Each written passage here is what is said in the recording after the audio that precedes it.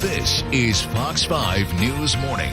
Time now is 7:37. Coming up, are you looking for a new home? Maybe not in this weather, but if you're in a time crunch, you may be braving the slush and looking anyway. Next at 7, some tips from a real estate agent who works at Washington Fine Properties. Maybe he'll help you find your dream home. We'll have that and much more coming up.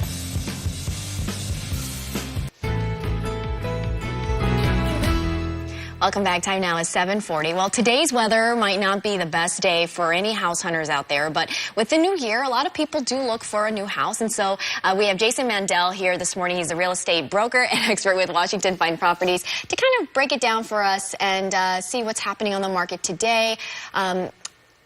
I gotta say, sometimes buying a home is a headache because there's just so many things that you have to look into, the loans and all that stuff. But I do think we go into it with a list mentally of what we want.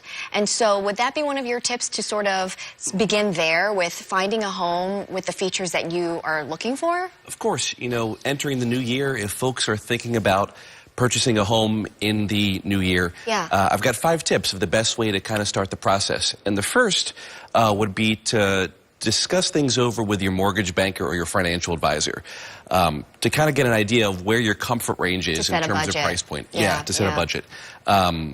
You may have a great job, a steady income, and a great credit score, but there's a lot of factors that could determine your purchasing power. So it's kind of like me at a car dealership. If they're trying to sell me options, I'm going to want everything, and nothing less will kind of set me up for disappointment. And just to add to that, I would say also shop around, right? Both at brick or mortar banks, but also online for the best rate that you can get. Yeah, and I wouldn't discount the local community banks either.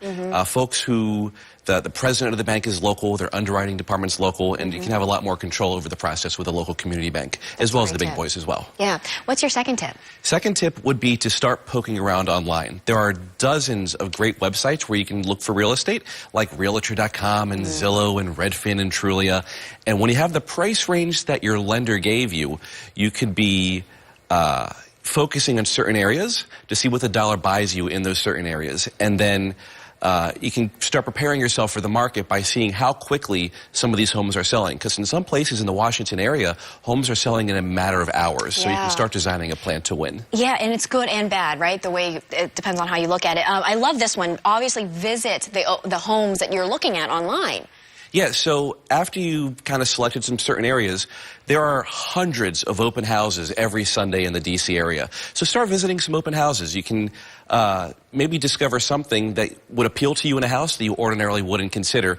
And an open house is a great way to kind of enter the market on your own time, on your own terms, without any pressure. That's right. Okay, we have just 45 seconds here. Let's get through the next 2. Sure. So tip number 4 would be if you're considering one neighborhood over another, to start driving around those neighborhoods in different times of the day. Because there's certain questions that a real estate agent can't answer due to federal fair housing laws. Like, are there a lot of children in this neighborhood? Or does this building, what's the average age range for the resident?